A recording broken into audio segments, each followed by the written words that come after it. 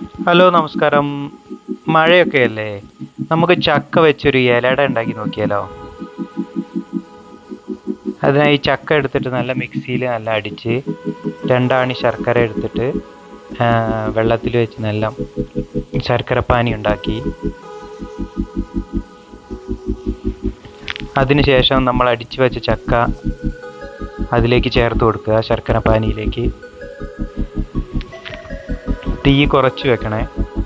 അതിൻ്റെ കൂടെ ഒരു 3 ഏലക്കായ ഒരു ടേസ്റ്റിന് വേണ്ടിയിട്ട്.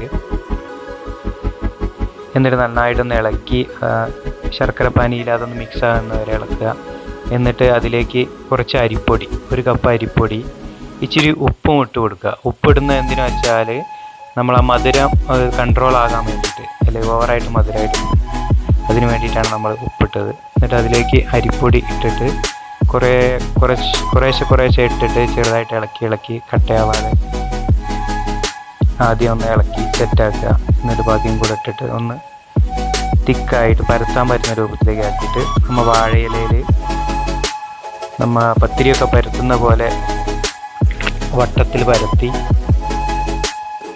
ഇതുപോലെ എന്നിട്ട് മടക്കുക. ഇതുപോലെ മടക്കിയിട്ട് ആവിയിലാണ് ഇത് വേവിക്കുന്നത്.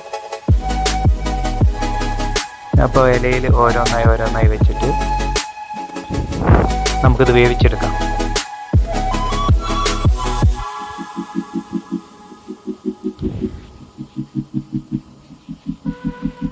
അപ്പോൾ ഇലയട നമ്മൾ തയ്യാറാക്കിയ ഇലയട റെഡി ആയിട്ടുണ്ട്. നന്നായിട്ട് വെന്തിട്ടുണ്ട്. നല്ല ടേസ്റ്റും ഉണ്ട്, കാണാനും നല്ല രസമായിട്ടുണ്ട്. അപ്പോൾ എല്ലാവരും ട്രൈ ചെയ്യുക. വീഡിയോ ഇഷ്ടമായാൽ ലൈക്ക് ചെയ്യുക, ഷെയർ ചെയ്യുക, സബ്സ്ക്രൈബ് ചെയ്യുക. Thank you.